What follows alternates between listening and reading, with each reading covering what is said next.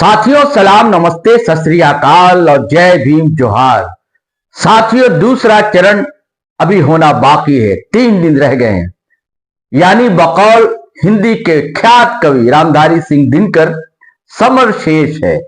क्योंकि आजकल तो चुनाव जो है दोस्तों एक युद्ध की तरह, एक जंग की तरह लड़े जाते हैं। अब उसमें भाषाई मर्यादा भी अब कहां रखी जाती है। बड़े बड़े शिखर नेता भी तो नहीं रख पाते हैं, तब नए नवेले नेता आखिर कितना रख पाए। उसी कविता समरशेष की पंक्ति है, ढीली करो धनुष की डोरी, ढीली करो धनुष की डोरी, तरकश का कस खोलो। ढीली करो धनुष की डोरी, तरकश का कस खोलो। किसने कहा, किसने कहा युद्ध की बेला चली गई, किसने कहा युद्ध की बेला चली गई। शांति से बोलो। दरअसल शांति से बोलने से अब कोई सुनता नहीं है। कहा जाता है कि मां भी बच्चे को तभी दूध पिलाती है जब बच्चा रोता है। दोस्तों मैं क्यों कह रहा हूं, आज दरअसल एक बवाल मच गया बेरमो में। बेरमो में आखिर हो क्या रहा है, इसकी कहानी इस वीडियो में हम बताएंगे। मैंने एक वीडियो बनाया था कि फिल्मों में अगर कोई एंग्री यंग मैन हुआ तो अमिताभ बच्चन हुए, और आजकल झारखंड की राजनीति अगर कोई एंग्री यंग मैन है तो वह है टाइगर जयराम महतो, जो सिस्टम की अनीतियों के खिलाफ और सामाजिक गैर बराबरी असमानता के खिलाफ बोलने से हिचकता नहीं है, बल्कि गरजता है, दहाड़ता है। तभी इसे लोग टाइगर जयराम कहते हैं। इसके पीछे क्या कारण है, कई कहानी कई वीडियो में हम जाहिर कर चुके हैं, बता चुके हैं। अब यह चुनाव की बेला है दोस्तों, और आज हुआ क्या कि टाइगर जयराम महतो यानी कि जेल के लीडर अब बेरमो से भी उम्मीदवार है, डुमरी से भी है, बेरमो से भी है। उनका रोड शो तय था। रोड शो के बीच अनूप सिंह का काफिला भी आ जाता है, और उनके जो सुरक्षा गार्ड हैं लोगों को हटाने लगते हैं रास्ता बनाने के लिए। तभी आक्रोश में आ जाते हैं। टाइगर जयराम माइक पकड़ते हैं और उसके बाद जो दहाड़ना शुरू करते हैं, फटकारना शुरू करते हैं, बहुत कुछ कह जाते हैं। हो सकता है कि आप उनसे सहमत ना हो। मैं व्यूअर से भी कहता हूं कि आप कितना सहमत है उनकी बातों से, उनके अंदाज से जो आज हुआ।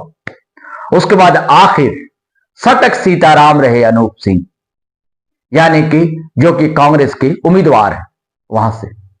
तो दोस्तों यह वीडियो में मैं आपको सुनवाऊंगा वो माजरे का, वो घटना हुई क्या, यह भी आप देखेंगे। और उसके बाद उस वीडियो को भी सुनवाऊंगा जो कल का है, जब बेरमो में सभा में दहाड़े थे, गरजे थे टाइगर जयराम, क्या बोले थे। और फिर यह भी बताऊंगा कि वहां हो क्या रहा है, जातीय समीकरण क्या है, राजनीतिक समीकरण क्या है, किसका किस पर पड़ रहा है भारी। तो इससे पहले दोस्तों आपसे आग्रह है, गुजारिश है कि अगर आपने सब्सक्राइब नहीं किया है हमारा चैनल तो जरूर कर लीजिए, और दोस्तों सब्सक्राइब कर लिया है तो ज्वाइन बटन दबा दीजिए। थोड़ी बहुत राशि का भुगतान करना होगा, लेकिन यह हमारे लिए बड़ी मदद होगी आपकी ओर से, और आप हमारे सहयात्री हम सफर बन जाएंगे। और दोस्तों हमारा वीडियो धड़ाधड़ फटाफट खटाखट शेयर कीजिए, लाइक कीजिए, कमेंट कीजिए। अब थोड़ी देर की ब्रेक दीजिए, फिर अपन मिलते हैं।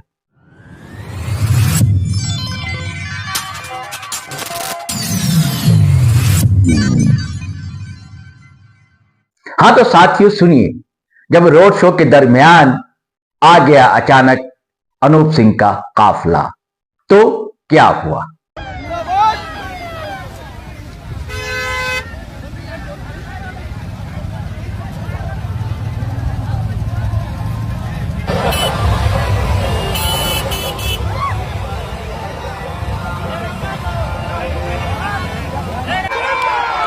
आप हमारे पीछे पीछे आइए। जितने भी पुलिस के भाई हैं आपका हम सम्मान करते हैं, लेकिन ताज्जुब है भारत के संविधान में कोयला चोर को भी 12 बॉडीगार्ड।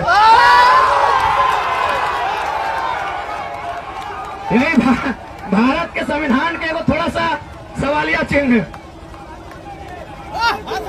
पीछे चला जाइए, पीछे बढ़िया रास्ता है, आगे जाने नहीं देंगे, हमारा कार्यक्रम पहले से है। और बंदूक के जोर पे तो बिल्कुल भी नहीं, आगे तो जाने ही नहीं देंगे। हमारे बाप का झारखंड है, आपके बाप का नहीं है। ओ पुलिस, ओ पुलिस, बंदूक के जोर पे नहीं जाने देंगे। बंदूक अपना जेब में रखिए। हम भी कैंडिडेट हैं, हम दो विधानसभा का और अपनी पार्टी का सीएम फेस का कैंडिडेट है। वो विधायक कैंडिडेट को पीछे जाने बोलिए, बंदूक के जोर पे पार हो जाइएगा। अरे यही हिम्मत तोड़ने के लिए, यही तो हिम्मत देने के लिए जरा महत्व आया है। अभी तो शुरुआत है, अभी तो शुरुआत है, अभी तो शुरुआत है। आपके एक एक गुरूर को कुचलेंगे। ये बंदूक और तानाशाही के गुरूर को कुचलने के लिए जरा महत्व आया है। मेरा कार्यक्रम यहाँ रोड से पहले से है, परमिशन का कार्यक्रम है। आप कहाँ घुसे हैं? दूसरा रोड से घुसते आप लोग। हाँ बुलाइए, एसपीडीसी को बुलाइए, ओपीए, एसपीडीसी को बुलाओ, एसपीडीसी को बुलाइए, पीए जी। तानाशाही नहीं चलेगा, लोकतंत्र में तानाशाही नहीं चलेगा। पीछे जाइए, पीछे बैठ जाइए, बैठ जाइए। लोकतंत्र में तानाशाही नहीं चलेगा। ओ पुलिस, ओ पुलिस, लोकतंत्र में तानाशाही नहीं। पीछे जा, पीछे। हम भी कैंडिडेट है, I am also candidate. Go back, go back. लोकतंत्र में तानाशाही नहीं। बंदूक मत दिखाइए, बंदूक मत दिखाइए, बहुत माया खेपा है, बंदूक मत दिखाइए। Back, back, back. Anoop Singh का दबंगई नहीं चलेगा यहाँ। हमारा कार्यक्रम पहले से। पीछे, पीछे, पीछे, पीछे। बाद में फरी आएंगे, बाद में फरी आएंगे। वो बबल का मुंह मत दिखाइए। बड़ा भारत का संविधान पे कभी कभी हंसी भी आता है। कोयला चोर को 12 को बॉडीगार्ड। ठाकुर जी आप मजबूर है, आपका दोष नहीं है, आप मजबूर है। ठाकुर दा जोहार, जोहार। आपका कसूर नहीं है ठाकुर दा, आप बड़े भाई, आपका कसूर नहीं है। क्या कीजिएगा, भारत का कानून है। कोयला नॉन मैट्रिक को 12 को बॉडीगार्ड।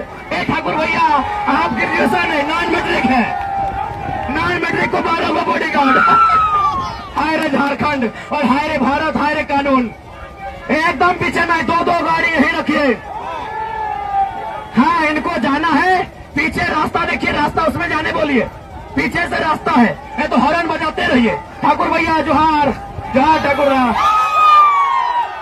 बंदूक के जोर में तानाशाही नहीं चलेगा।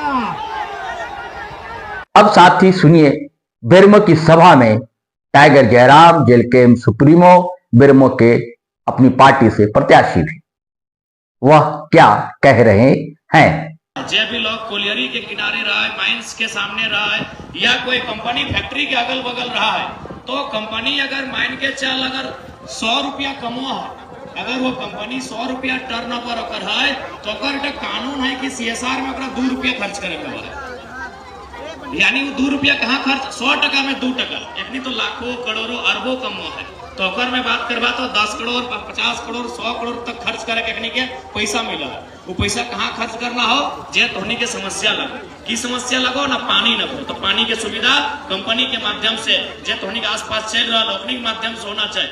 तोर जाए के सड़क की सुविधा, तोर जाए के बिजली के सुविधा, तोर खातिर जाए के तोर गाँव में लाइब्रेरी के सुविधा, शिक्षा के सुविधा, छोटे मोटे केंद्र जहां वो दवा पानी की व्यवस्था करतो, तो सह खातिर कोई भी माइंस रहे, सीसीएल रहे, बीसीसीएल रहे, तोर जाए के तमाम ओएनजीसी रहे, तोर जाए के आईएल रहे, तो इटा एगो रूल व्यवहार है सीएसआर के तहत। लेकिन आज वो पैसा, जे पैसा जनता के खर्चा होना चाहिए, जे पैसा जनता के सुख दुख में खर्चा होना चाहिए, वो पैसा खर्चा पे हो।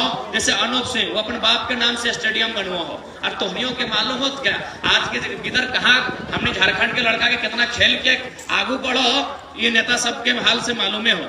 तो अखनी की कर रहा, वो पैसा खर्चा कर रहा कोई पार्क में, वो पैसा खर्चा कर रहा कोई सौंदर्यीकरण में, और सारा पैसा जो जनता के जरूरत खातिर लगना चाहे वो पैसा अपने लेके जा। तो इसलिए आज तोहनी की विश्वास दिला दी हो, अगर हम बेरमो फतह करके आवे हो तो खेतको पंचायत के जो बिजली के समस्या है और समाधान 15 दिन के भीतर होता।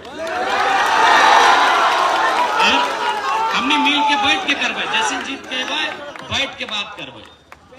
कि देखा एक बात सीधा जाना, कोई अगर मैथ पढ़ल है ना तो केमिस्ट्री ना जाना है, लेकिन दियो जन एक जगह बैठ के बात करता है, मैथ वाला ओकरा मैथ के फॉर्मूला समझते है, केमिस्ट्री वाला ओकरा केमिस्ट्री के फॉर्मूला समझता है, तो दियो के काम आसान होते हैं। तो सही यार, नेता और जनता जब वो बैठ के बात करते है, समस्या के सुनते है, तो जाहिर सी बात है हर एक समस्या के समाधान है। और झारखंड एक ऐसा राज्य लगाए जिस राज्य में कोयला तो छोड़ दा, यहाँ तो चारों तरफ कोयला देखिए रहा, चारों तरफ कोयला के नगरी दिखाई रहा।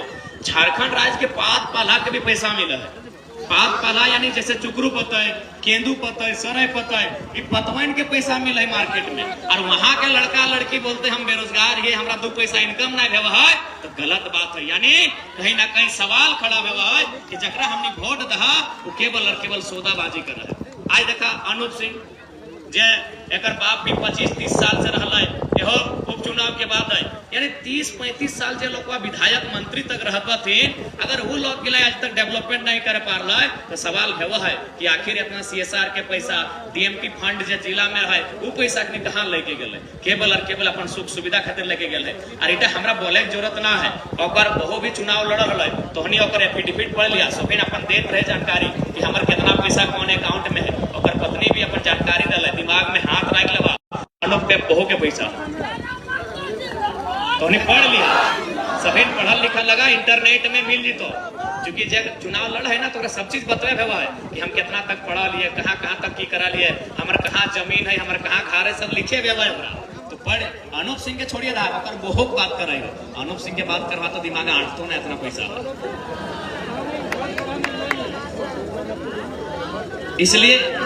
इसलिए तोहनी से प्रार्थना हो, इस बार बदलाव खातिर वोट कराओ। आज देखबे करा CSF के निर्माण भले कि कोयला चोरी के रोके से, लेकिन अपने उल्टा अनूप से जलवे खातिर ले जाते तो डंडा से पीटा होते। तो इटा जान ले, अगर हम चुनाव जीत के आ जाए हो तो कोकरो लाठी जनता पे ना चले जाओ, चाहे वो कोई रहे, ककर भी लाठी हम जनता के साथ ना चले जाओ, इस बात की एकदम गारंटी है। आज और बाद एगो रविंदर पांडे होता, रविंदर पांडे हो, वो 5 बार सांसद रहा है, विधायक से 6 गुना बड़ा। विधायक अगर एक जगह लगे ना, विधायक के अगर एक घर है ना तो सांसद के 6 घर है, और वो लोग 5 बार सांसद रहा है, विधायक से 6 गुना बड़ा पोस्ट में।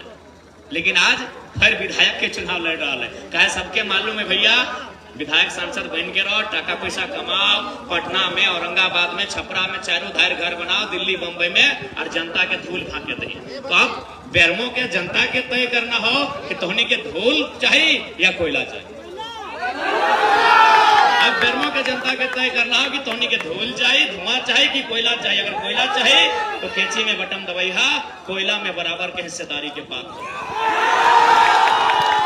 साथियों, कोयलांचल में पड़ती है यह विधानसभा बेरमो, दामोदर का कोरा है और कहा जाता है कि कांग्रेस के बड़े लीडर हुए, मजदूर लीडर भी थे राजेंद्र प्रसाद सिंह, लगातार वह विधायक बने, हारे भी, ऐसा नहीं कि हमेशा जीतते रहे, और मंत्री भी रहे वो।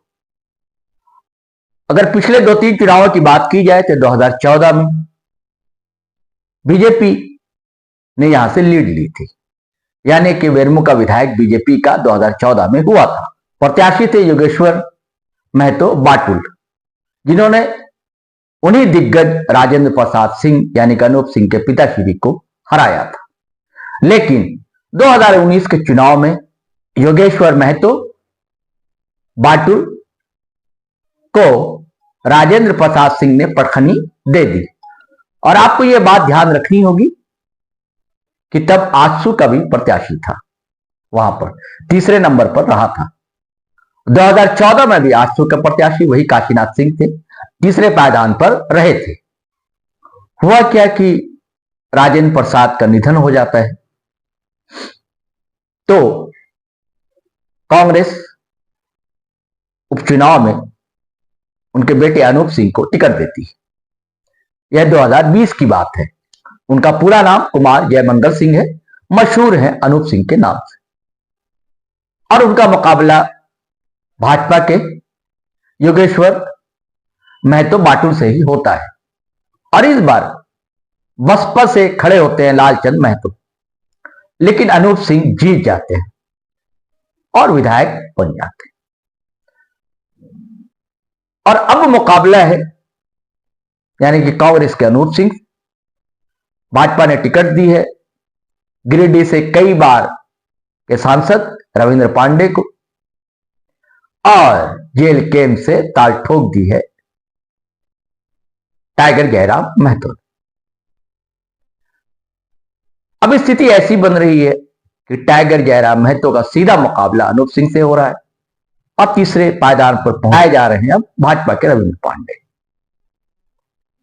दोनों तरफ से जिस तरह के वार अपलटवार चल रहे हैं वो यही बताती है दोनों की खलबली कि मुकाबला तो दोनों के बीच है। और जैसा कि वहां के पत्रकार साथी लोगों से जो बातचीत होती है उनका जो कहना है उसी आधार पर यह आकलन मैं बता रहा हूं आपको।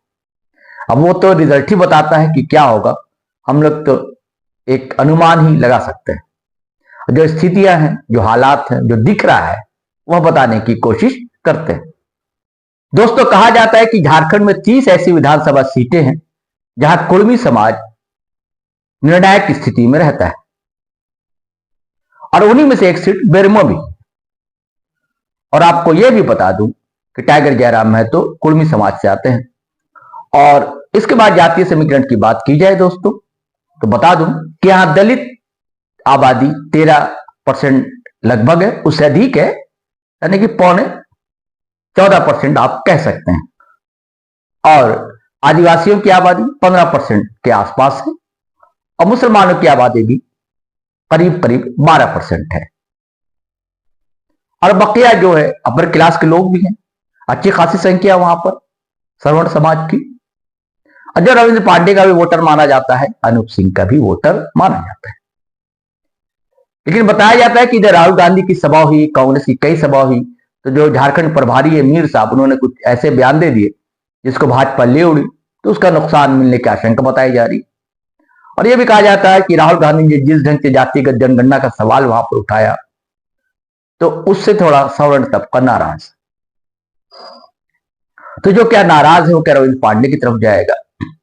हालांकि राहुल गांधी ने आरक्षण की बात भी उठाई। आपको पता ही है कि ओबीसी में अभी आते हैं कुर्मी समाज के लोग, हालांकि उनकी मांग लंबित है कि उन्हें भी एसटी का दर्जा दिया जाए। और टाइगर जयराम महतो का कहना है कि उनका प्रयास रहेगा अगर वो सत्ता में आते हैं। तो भाई साहब, आपके प्रयास से नहीं होगा, सब कुछ केंद्र सरकार पर निर्भर करता है, क्योंकि केंद्र सरकार ने यह मामला भी रोक रखा है बहुत पहले से। और यह मामला भी रोक रखा है कि ओबीसी का जो 27% आरक्षण था, बिहार रहते भी मिलता था, जब गवर्नमेंट बनती है यहां तो भाजपा की सरकार ने 27% से घटाकर 14% कर दिया था। यह मुद्दा भी बड़ा प्रमुखता से राहुल गांधी ने उठाया था। तो ये सारे समीकरण है दोस्तों। अब देखिए क्या होता है। बहुत ही कांटों भरा मुकाबला है, कांटों भरी डगर है कह लीजिए। चलिए साथियों, आप इजाजत दीजिए, आज्ञा दीजिए, फिर नए वीडियो के साथ हम हाजिर रहेंगे। और तब तक के लिए जय हिंद, जय भारत।